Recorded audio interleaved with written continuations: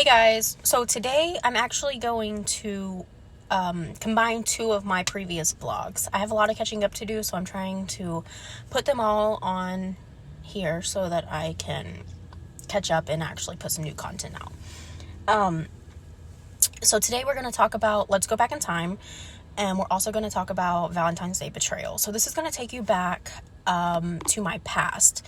It's going to tell you why I've hated my body so much. This will be overall a multiple entry topic because it's literally 30 years of my life we have to talk about. So I'm going to shine light on the way I am, why I am the way I am, why I've had these body image issues for my whole life, and why I've held on to the love I've gained from Mike so long, and how I've cut off toxic family members. A little pre-warning, I feel like crap today. I'm not feeling too good. I'm actually at the doctor now waiting for them to see me. And I'm super emotional, so if I cry, sorry. So, it's July 29th, 1990. My mom, Belinda, but for the sake of so many Belindas, we shall just call her mom, pushed me out of her vagina. It's kind of disturbing, but it's life, whatever. She had her first baby girl. Now, Mom, she was an awesome mom. She has her flaws like anyone else, but she never missed a baseball game. She never missed a recital. She was always there. She never missed my little clumsy self trying to cheer. She was always there. She drove us from Chipley to Tommy Smith every single day because she didn't want us going to a different school. She didn't want us to switch schools. So for you people that aren't local, that's a good hour at least drive. Daily. Now, she did this daily with 3 small kids. I have a big brother, BJ. I have 2 little sisters, Callie and Tarina. So at the time of this, it was me, BJ, and Callie going to school. So she drove us there every single day. I also have a younger half-brother, Marcus. I was BJ's baby. He was my best friend. He still is my best friend. So childhood life was fine. We went to Grandma and Papa's house quite often. Basically, that was our second home. We were taken care of. We never went without. We played ball. We did what we wanted, basically. We visited Dad and Paula's house on the weekends. Childhood life was grand, so I thought. Now, I was always the bigger friend. I've said that a million times. But in school, everybody's sharing clothes and playing dress up, and I could never participate because I was always bigger than them, which started the hatred for my body. For the ones of you that know my family, know I was doomed from the beginning. Chromers, we are short and stocky. It's what we are. We have big old booties. It's just how we're built. I played softball, and I was the biggest kid on the team, as well as the slowest kid on the team. Grandma always said it was because I was flat-footed, and that's why. So my image issues started at a young age. I don't remember anyone ever telling me I was beautiful, but I do remember being told by my dad that I was fat. I was trying to justify being big boned. Now, I don't even know if that is even a thing, but I was a child. I was told I was fat, and I was trying to justify why. I would have just said, look at my family history that you blessed me with. Like, this literally comes from his side of the family. But I was just a kid trying to fit in. So we are talking about being big boned, and he grabs my wrist and he puts his fingers around it and he says, see, you're not big boned, you're just fat. Why would anyone tell their child this?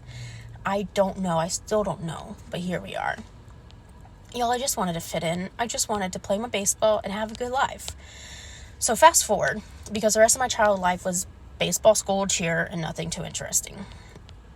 I'm a teenager. Yay, puberty. Middle school was easy for me. I think it's because I had a big brother, so nobody messed with me, but whatever. It was easy.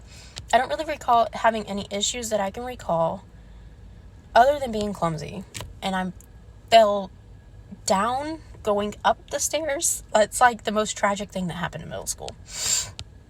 I love school. School was my escape from home. Mom worked a lot, so being the oldest girl, I became the mom. I cooked and I cleaned for Mom. I got the brothers and sisters up and ready for school. Even though BJ tried to convince me every day to tell Mom we missed the bus so we could skip school. But I couldn't miss math. It was my favorite. I was never popular, but I had my little group of friends. So after middle school, high school happened. So I'm in high school and I'm shy. I still have the same group of friends. But high school was different. People were mean. Boys were mean. There's a stigma that says if boys are mean to you, then they like you. Why do we teach our children this? So anyways, mean boys. So riding the bus one day, this boy says to me, "You have dick-sucking lips." Okay. I've never even sucked a dick before. I've never even seen a dick before, but okay. Same boy tells me every time he sees me that my ass is big. As a matter of fact, he would do this, his hands in a circular motion like this, and like make a bloop sound almost. He would be like, bloop, or whatever. So, I just feel like I need to tell you guys, this. We don't want to hear how big our assets are in high school. None of us do. So I started hating my body even more. I never got a "you're pretty" or "you're smart" or "you're kind." It was always dick-sucking lips and big ass. So senior year, Big County decided to roll out school uniforms. So my mom and I go to the store to find polos. Back then, you couldn't just go to Walmart because they didn't carry them. So we had to shop at the mall or JCPenney. Can you believe we couldn't find shirts in my size? I literally only needed a large or maybe an extra large, depending on the brand. But it was still so hard to find. I couldn't just go to the mall and find clothes because they were all too small, which, as you guessed it, made me hate my body even more. I still have those problems today. I had a couple of boyfriends. They all turned out okay until I met this one guy. We didn't really date. We kind of just hung out.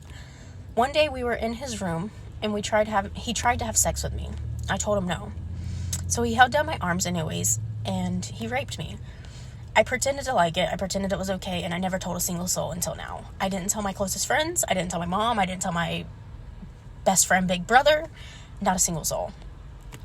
So sorry you guys are finding out this way. A couple years later, I'm still a young teen, and I went over to my aunt's boyfriend's house. He fed me alcohol. I still remember it was Dr. Pepper and vodka, and kept pressuring me to have sex with him. I kept beating around the bush, saying no, I didn't want to. It didn't mean anything. Saying no didn't mean anything anyways. It didn't before, right? So he eventually pressures me into having sex with him. He raped me. No matter how many times I said I didn't want to. Again, I lived with this. I didn't tell a single soul until now. This guy was a grown-ass man. He was in his 30s, and I was 18, just trying to figure out life. Luckily, I did not lose my virginity to either of these guys. Thank God. They still took something from me. A lot of something. By the way, the guy I did lose my virginity to was Corey. He was my second ever boyfriend. He was the first ever love of my life. So at least they didn't take that from me. I will have a whole nother situation, or a whole nother conversation about Corey, because he was great. So now I'm a late teen, an early adult. The way it seems, men only want you for one thing: sex. I don't enjoy it. I don't want it. I just do it because that's what girls are supposed to do, right? I meet the twins' dad, Robert. After a little while, we end up moving in together, and immediately I get pregnant. Pregnancy with twins, high blood pressure, morning sickness that lasted all damn day, the entire 9 months. Gaining 80 pounds. It was horrible. I was miserable. I couldn't fit any of my clothes. My belly sticks out so far, I literally can't reach my hands. Or I can't wash my hands standing straight. I had to wash one hand at a time because my belly was so big. And I was miserable. Did I mention I was miserable? So it's February. We're looking for something in the car. Robert pops a trunk, and I briefly see some gifts. It's a teddy bear and some boxes. I get excited because Valentine's Day is right around the corner. Now remember, this is for the next part. I'm 7-ish months pregnant with twins, working at Robert's father's shop 2 days a week. Robert's car breaks down, so we take it to the shop so his dad can figure out what's going on with it. I'm on shift, and Robert calls me and asks me to go look for something in the car. I'm digging around in the front seat floorboard, and I find a letter to my sister. What if Linda found out are the only words I remember verbatim from the letter. Robert was trying to convince my minor sister at the time to be with him instead of me, while I'm 7 months pregnant with our children. This letter was written and passed to my sister on Valentine's Day.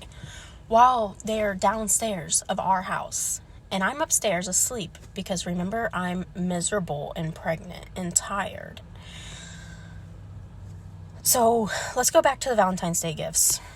You remember those Valentine's Day gifts I was talking about? I did get a little something. I honestly don't even remember what it was. However, I do remember the teddy bear.